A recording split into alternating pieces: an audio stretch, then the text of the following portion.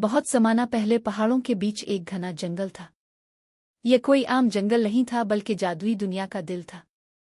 वहाँ नदियों में चमकती रोशनी बहती थी, दरख्त आपस में बातें करते थे और हवा में खुशबू के गीत गूंजते थे। इसी जंगल में दो जुड़वां परियां रहती थीं।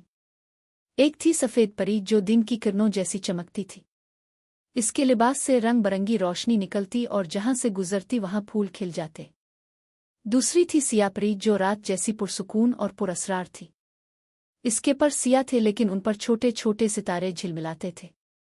जब वो मुस्कराती तो आसमान पर नए सितारे पैदा हो जाते। सफ़ेद परी दिन को जिंदगी और खुशी बख्शती। वो तितलियों को जगाती, फूलों में रंग भरती और बच्चों को हंसाने के लिए कौस कज़ा बना देती। सियाह परी रात को सुकून देती। वो चांदनी फैलाती, थके जानवरों को सुलाने के लिए लोरियां गाती और ख्वाबों में मिठास भरती। दिन और रात की तरह दोनों बहनें अलग अलग थीं मगर एक दूसरे के बगैर अधूरी भी। एक दिन जंगल के कुछ जानवरों ने कहा, हमें दिन और रोशनी ज्यादा पसंद है, अंधेरा तो सिर्फ डराता है। हमें सियाह परी की जरूरत नहीं। ये सुनकर सियाह परी का दिल टूट गया।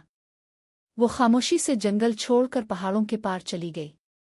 पहले दिन सब खुश थे। सफ़ेद परी ने पूरा जंगल रंगीन कर दिया, फूल खिले, कौस कज़ा निकला, सब हंसने लगे। लेकिन जब रात आई तो कुछ अजीब हुआ। आसमान पर ना चांद था ना सितारे। अंधेरा इतना गहरा था कि जानवर रास्ता भटक गए। बच्चे रोते रहे, परिंदे सो ना सके और दरख्त भी सिसकने लगे। सफ़ेद परी ने अपनी पूरी ताकत इस्तेमाल की मगर वो रात नहीं बना सकी। तब सबको एहसास हुआ कि अंधेरा भी रोशनी जितना ज़रूरी है। जानवरों और सफ़ेद परी ने मिलकर सियाह परी को ढूंढने का फैसला किया।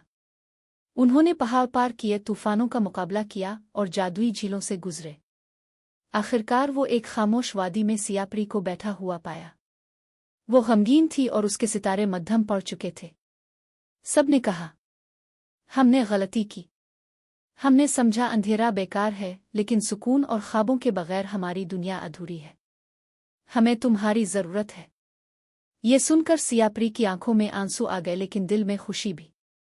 इसने बहन का हाथ थामा और कहा, रोशनी और अंधेरा एक दूसरे के बगैर मुकम्मल नहीं। जब वो वापस आए तो जंगल में फिर से तवाज़ुन आ गया। दिन को रंगीन रोशनी छा जाती और रात को सुकून भरी चांदनी।